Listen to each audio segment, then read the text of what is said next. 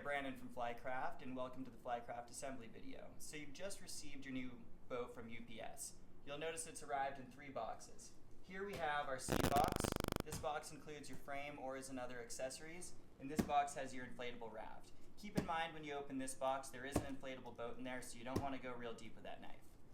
If you bought a motor package, you'll also have received this 4th box right here that has your motor. And for those of you that bought an anchor, that one ships through the post office. It'll arrive in this box right here. Keep in mind it may arrive a couple days later. Let's start by unboxing the rubber raft. So we've just unboxed and unrolled the new boat. You'll notice also included in that box we have this high capacity 2-way air pump that has both an inflate mode on this side and a deflate on this side. As well as we have your repair kit here and a pressure gauge for the pump. Now we'll get started on inflating the boat. So if you'd like to use the included pressure gauge, I'm going to show you now how we can attach that to the pump and use that. Keep in mind that we recommend not relying on this. As I inflate the boat, I'm going to show you how we do our own test to check the pressure of the boat.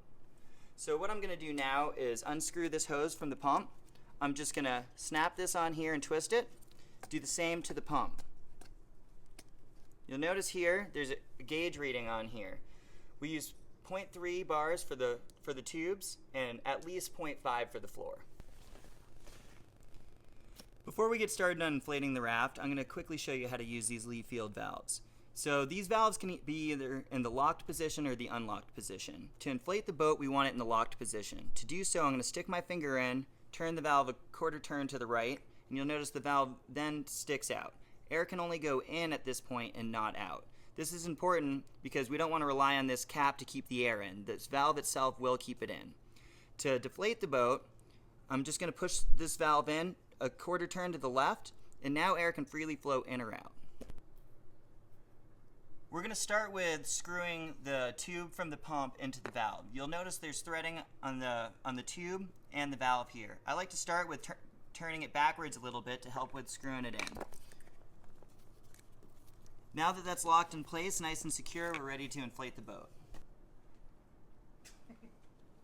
Ready? Yep, let's do it.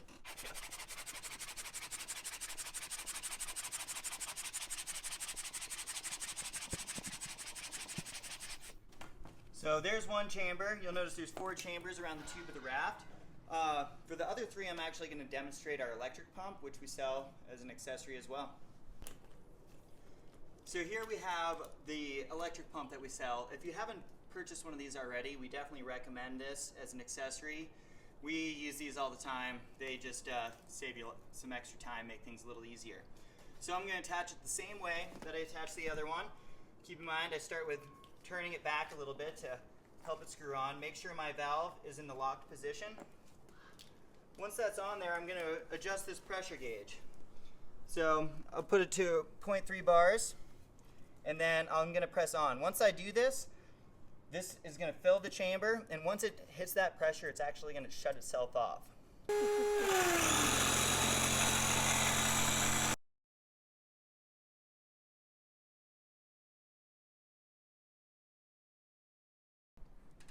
So to not use the pressure gauge the way we like to gauge the tubes, if I take one finger, you should be able to press it in at about 1/4 of an inch, and then you know you're good to go. Before I get started on inflating the floor, I just want to quickly show you, this floor is an insert. It can come all the way out. Make sure you do this from time to time. You want to thoroughly clean this out. You also want to make sure that no debris, no pebbles have worked their way under there. You want to make sure that nothing sandwiched itself between these 2 floor layers, creating an uneven wear point. Okay, so now we're going to air up the floor. If you're using the pressure gauge, you want to put in at least 0.5 bars. One of the most common mistakes we see is people not putting in enough air. You cannot overinflate this floor. So what we recommend is just to try and get as much air in there as you can.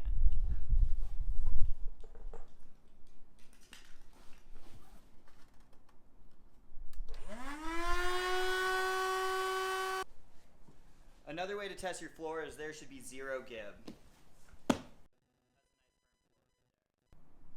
So you'll notice in the back of the boat we have a D-ring. You can tell the front and the back of the boat apart because the back has this D-ring and the front has a handle. The floor valve is also located in the back of the boat. So here in the bow, we have this handle. You want to make sure that this is your bow so that you have something to grab. You'll notice the handle has a small part and the big part. Grab the big part like that to carry the boat. Right over here above the logo, you'll notice this tag right here. This is your hull ID number. To register your boat to motor, you're going to want to write this on the included manufacturer's certificate of origin that we include with your boat. Now that the boat's inflated, we're going to move it aside and get going on the frame.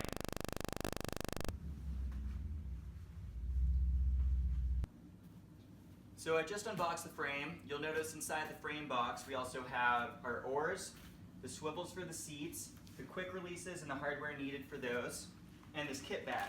Inside the kit bag we have our manufacturer's certificate of origin. If you're going to be motoring the boat, you'll want to write your hull ID number on here.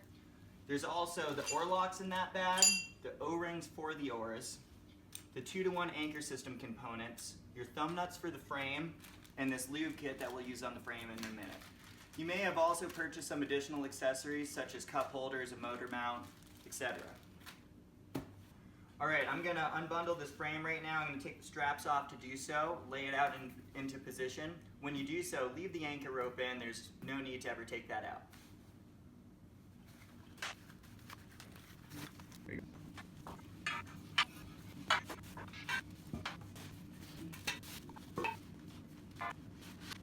Now that I have the frame laid out correctly, I'm going to take the plastic off the frame pieces.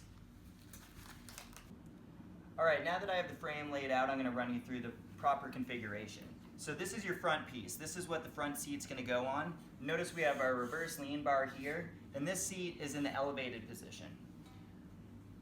Behind this, we have our oar arm pieces. The gray side is where your anchor rope comes out of. This is going to be on the right. The black piece will be on the left. The next piece is our rower's seat. Take special note here. You can see this is in the lowered position. You want this one down low like this, the front seat up high. The pieces behind it, pay attention to how these are facing right here. These ends facing forward. And then the last piece right here slips into the back. Notice this is our GoPro mount. If you use this, you want this facing upwards, not down. Make note that the anchor rope here runs through the right side of the frame. Alright, the next step before we put the frame together is we're going to use this included lube kit that was in your kit bag.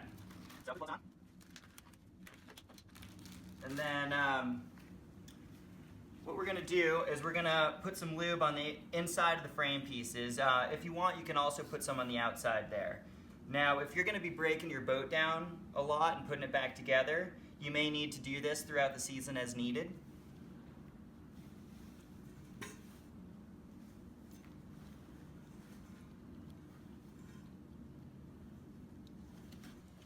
So the lube's not going to hurt the rope, so make sure you do it on the female ends that have the rope coming through it as well. So now I'm going to put the frame pieces together. Take note, we need to start with these back 3 pieces. These need to go together first or else the rest of the frame won't fit. So what I'm going to start out doing is pulling the anchor rope in nice and snug and fitting these pieces close together. Just like that.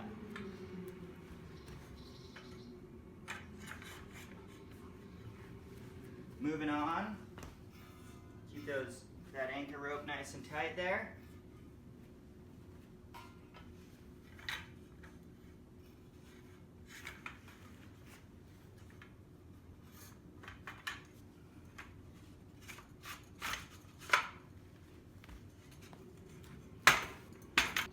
So this can be the trickiest part of putting the frame together. One thing that can help is when you are sliding these pieces in, you can pull these together to get the proper angle to help guide it in. Alright, now that we have the back of the frame all connected, we're going to attach these oar arm pieces to the front. So we'll just slip each one on like this.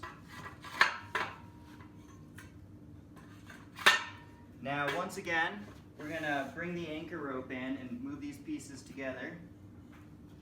Now, this part's real important. Whenever you're fitting these frame pieces together, you want to make sure that these go on at the same rate. If they don't, they'll actually kink on each other and it won't go on smooth.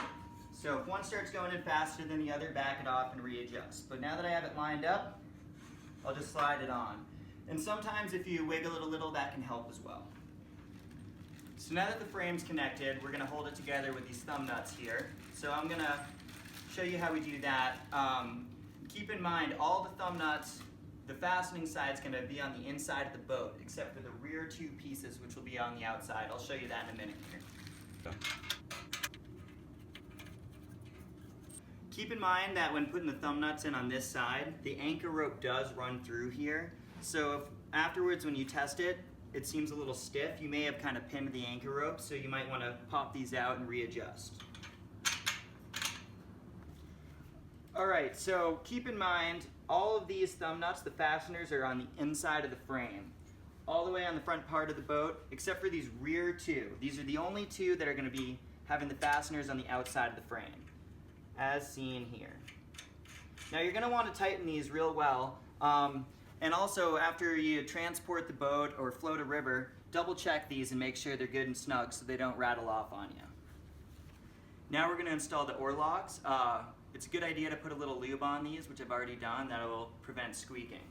So just slip that in, either side, and then we've included these rings right here. And you'll just pop those in, just like that. Keeps the oar locks from coming out of the frame.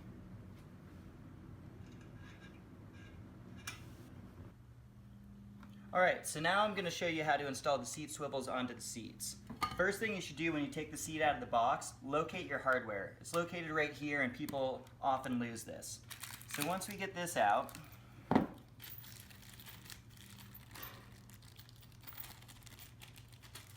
then what I like to do is rotate the swivels. Sometimes these are a little stiff, so you can either use a screwdriver or press them against the ground to rotate them.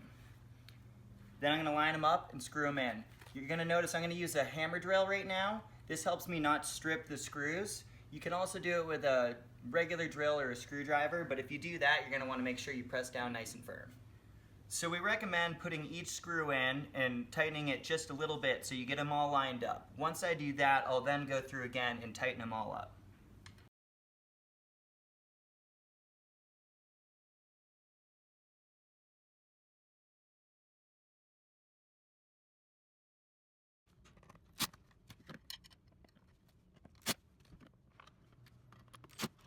Now that I have all the screws in partially, I'm going to go ahead and tighten them up.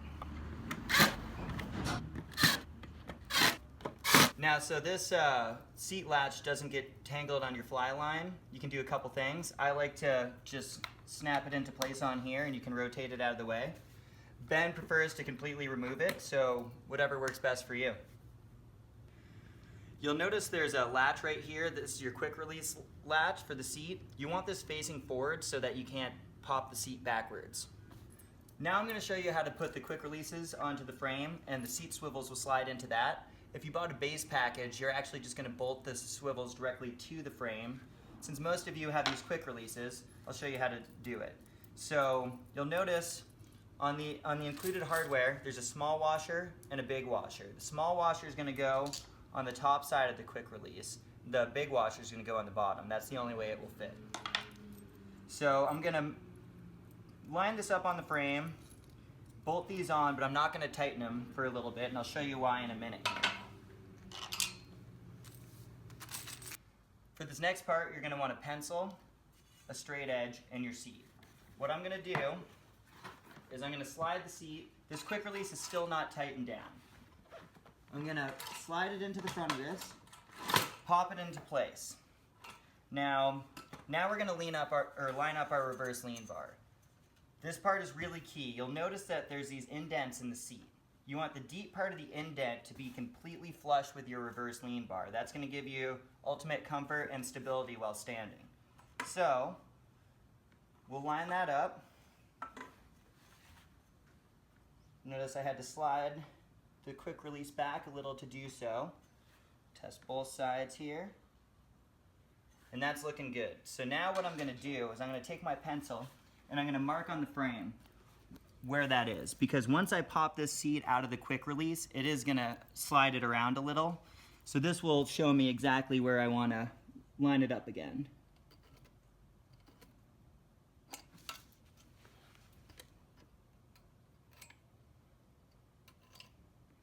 All right. I'm just going to pop the seat back out.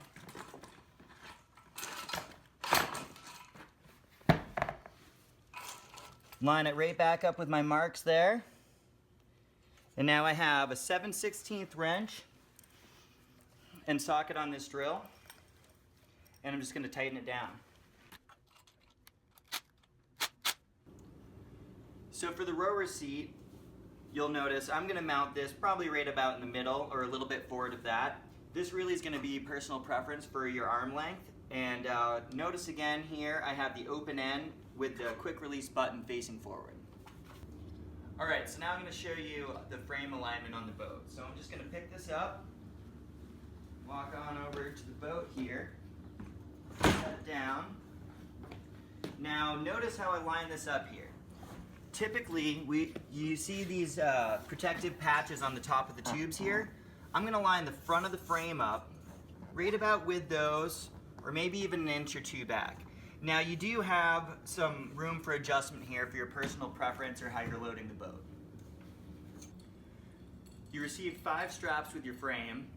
You notice 4 of them are the same length. They're slightly shorter than this one. I'm going to set this longer one aside. We'll use this for the back of the boat in a minute here. But right now I'm going to secure each side of the raft with 2 straps. Feed it under the frame through this D-ring.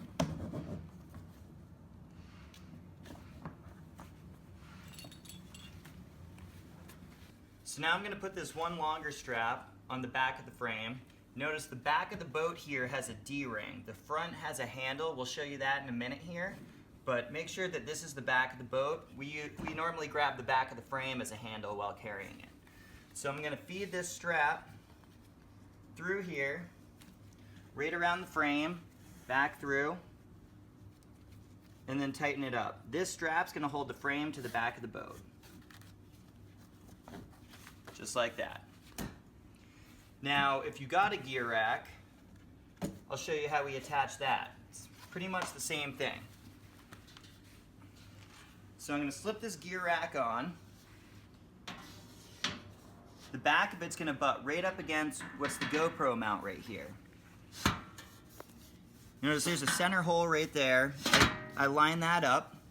And see right here, there's a slot there and there, both in the bottom and side of the gear rack on either side. You can use either side to strap through. So I'm going to feed this through. Instead of just going around the frame like I did last time, I'm going to feed it through right there, through the bottom of the gear rack and back through the sidewall of the gear rack. Now once I fasten this one strap is going to hold the back of the raft to the frame to the gear rack, all together with just one strap. And you can use either side there, your preference. So your gear rack arrived with these 2 straps right here. We're going to use these to attach the front of the gear rack. So the gear rack is strapped onto the frame with three straps. One here, here, and then the rear one that I just showed you. So when I put this strap on, I want to make sure that the buckle is underneath. If it's on top, it can get in the way of sliding things on. So what I'm going to do is I'm going to feed this through, back under, and then cinch it around this frame bar. Just like that. And I'm just going to do the same thing on the other side.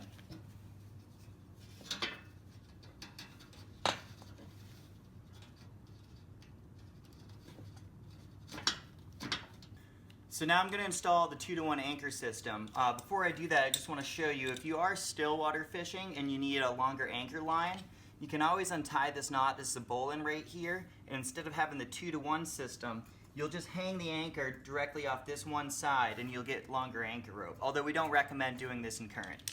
So most of the time we're using the 2-to-1 system. So what I'm going to do is I'm going to slip this pulley on the rope just like that.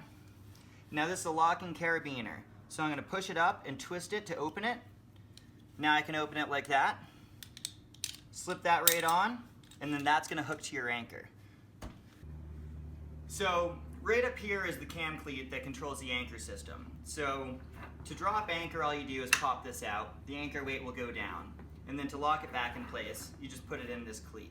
You'll notice your anchor rope came with this stopper knot in that. We put that in there so when you set up your frame, you don't accidentally pull the rope through.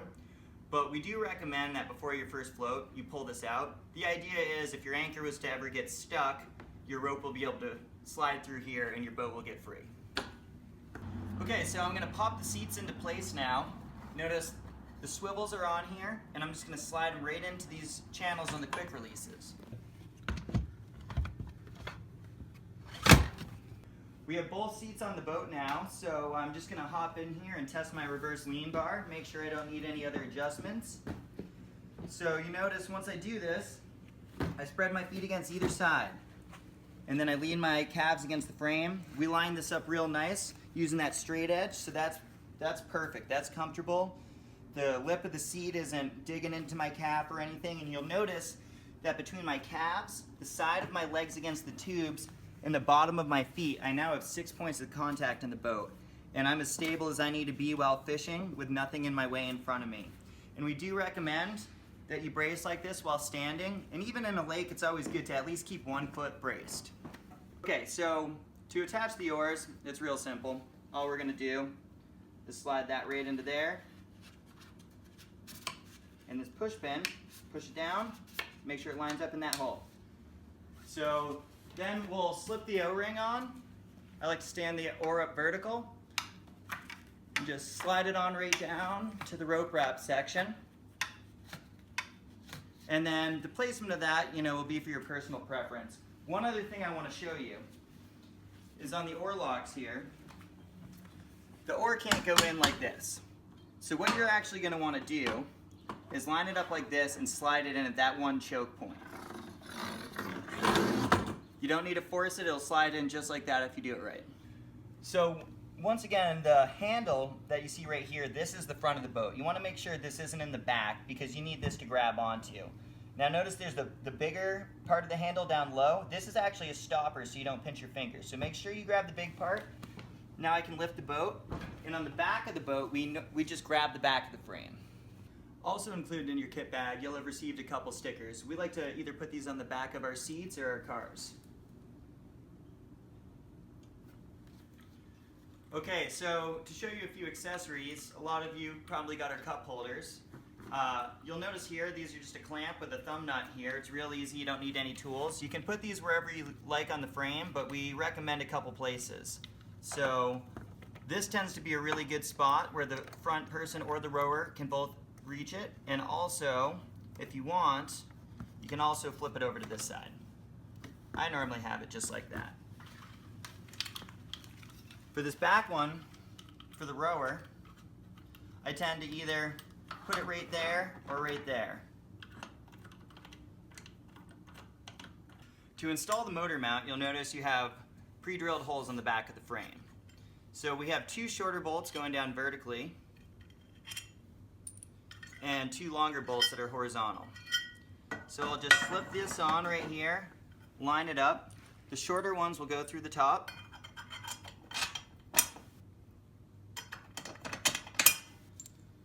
And the horizontal ones go through like this. Now, notice that the bigger flat side of this motor mount is right here. So you want this facing the outside so you can have the outboard against it. Alright, so for those of you with GoPros, I'm going to show you how to mount the GoPro mount here. It's just going to slip right into that slot on the back of the frame. And then this piece right here is going to go on, and I can have this however I want. I can slide it around and then tighten it. Also, you'll notice we actually used to bolt this into place, but now we prefer using this bungee so that we have a little more freedom of movement. Sometimes I might want the camera over there getting a side view or whatever. So for the sake of this video, I'm just going to show you how to mount it right back here. So I'm just going to bungee that around and then right back up. So this piece here you can also mount directly to the frame wherever you want as well. So if you got a kid seat for the boat, you'll notice the gear rack has 4 holes right here. So all you're going to do is mount the extra quick release that we sent you with the 3rd seat right on there with the included hardware, and slip the seat in just like we did on the other 2 on the frame. Congratulations on getting your boat assembled. Now you're ready to hit the water.